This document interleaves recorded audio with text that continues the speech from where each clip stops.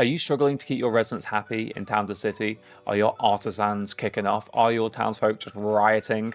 Well, this guide is going to break down every aspect of happiness, how to improve it, what tips to use, and what mistakes to avoid. So by the end, you're going to have even the bougiest of residents living their best life. Now let's get on with it. So before we dive straight into happiness itself, let's cover the 4 types of residents you'll manage because this is key.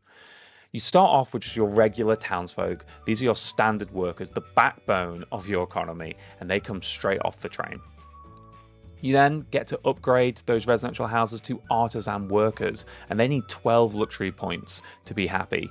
They do work, and there are some specific buildings later on which are artisan only buildings. And then finally, you have your most bougiest residents. They need 26 luxury points to be happy, and guess what? They do not work at all. They are just sucking your economy dry. However, you do get these cool looking houses because of it. The final one is your farmers. You get these in the Fontabrec map, and they essentially are going to be working your fields, which is going to be really important later on when you get those higher buildings that require crops to work. Now, there are many things that impact your total population happiness, but let's start at the top with traits. Some residents are going to come off the train and they're going to have these little icons above their head which indicate they want to be near a specific thing. For example, here we want to be near some nature decorations and some food. However, it could be water, flowers, shops, entertainment, mountains, or even pet camels. Now, they can give a plus 20% boost to happiness, but also a negative 20%. So when you're choosing where they live, you want to make sure they're near that desire. As you can see here, this one's only plus 5%. So I found a house that is going to be really good for food, and now I've moved someone out and I've dropped them in. You want to keep on doing that to make sure that you're getting the maximum out of your trait boosts. An easy way to do that is by using the overlay for traits. And you can see here, everyone's plus 20% because I've just moved everyone around to their desired location, especially later on where you've had to crowbar people in. So let's take a look at needs because it is the biggest driver of happiness. There are 5 different sections of needs. You've got your food, your apparel, your leisure, your housewares, and your public service. And these all relate to the connections which you're getting from your commercial buildings. For each connection of that type, so of the food type, for example, you're going to get a 6% boost, and then everyone after that is just going to decrease by 1%. So you can see here 6, 5, 4, 3, 2, 1. Simple. However, there are some researches you can do. For example, with the butcher, you can get tastier meats, and that's going to give you an extra 5% boost to happiness. So that's why this one's actually giving me 11%. You want to make sure that your buildings are getting as many connections as possible. And that's why I build central hubs where all my commercial buildings are in the middle and build the residential buildings around them so they can make sure they're getting as many connections as possible. And you can check this out using the overlay. Now, as you can see here, the houses on the outskirts are the ones which aren't getting as many connections, and these residents aren't going to be as happy.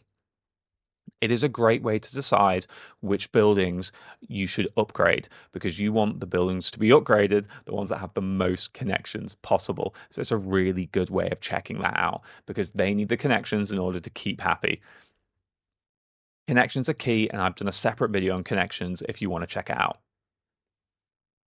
And something else you should be checking out is the rest of my YouTube channel. I create reviews, guides, tips, and mechanic breakdowns for management sims just like this. So please make sure you subscribe to the channel because I'm trying to hit 4,000 subscribers by the end of 2025. Now let's crack on. Next up is home decoration, and you can get a massive 30% happiness boost from making sure your houses are well decorated. You can click in each resident and you can see the boost that you're getting, but you can also use the overlay here that shows you which houses are the most decorated. Now, you can see here I've got 1,019 points, and when I add a decoration, you can see the overlays coming up showing me how much extra points I'm getting for this decoration. This is a cool new feature that's been added with a recent update. So my decoration points have now gone to 1,025, but you don't need that many to get the 30% boosts. Actually, you need around 390. Now you can see I've got 383 here, but only a 29% boost. But if I drop in an extra flower on the window somewhere, it's going to bring that up to 30%. So get this done. It's really easy to do, and you get a great happiness boost. Now let's move on to work decoration, which is very similar to home decoration, but you can get only a 20% happiness boost rather than a 30%.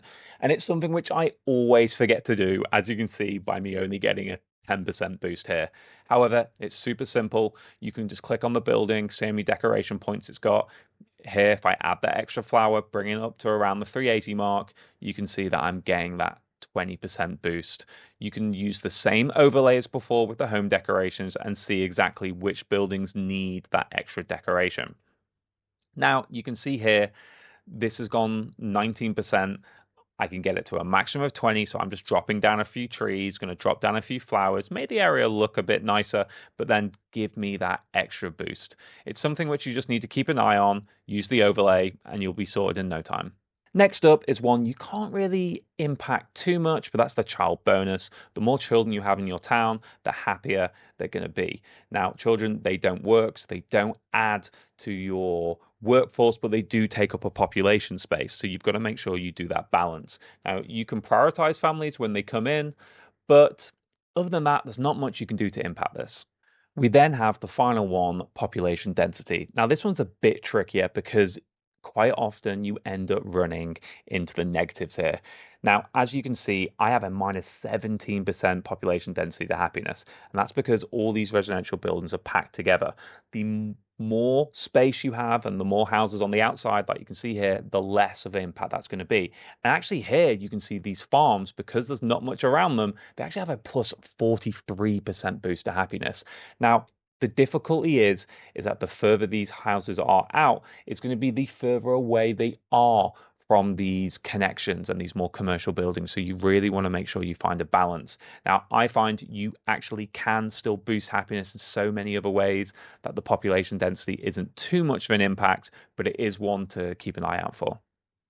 Once you've unlocked the city hall, you can start playing around with taxes, and these are a great lever for happiness. You can also unlock the higher class taxes, so you can start taxing all your residents. Now, as you can see here, I'm getting a plus 33% boost to happiness, and that is the lowest that you can put your taxes. However, if I make the happiness impact net nil, I'm still getting a fair amount of taxes, and money isn't an issue in this game. So I definitely recommend getting that extra happiness boost by putting them all the way as cheap as possible. You can see it's just going to tip you over from that 96 mark to the 100.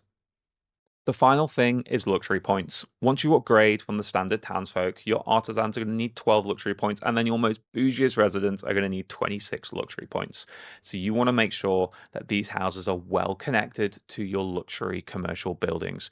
You can make sure that they are by just manually selecting which buildings are servicing which residentials, because without these residents are not going to be happy. So in total, resident happiness comes from needs, traits, decorations, with a small boost coming from kids and population density. Your luxury points are a must for those bougie residents, and your taxes are your biggest lever to pull later on. Now, if you found this useful, make sure to hit that like and subscribe button, and make sure to check out my channel for my tips and my mistakes videos on Town to City. Thanks for watching, and I'll catch you on the next episode. Bye for now.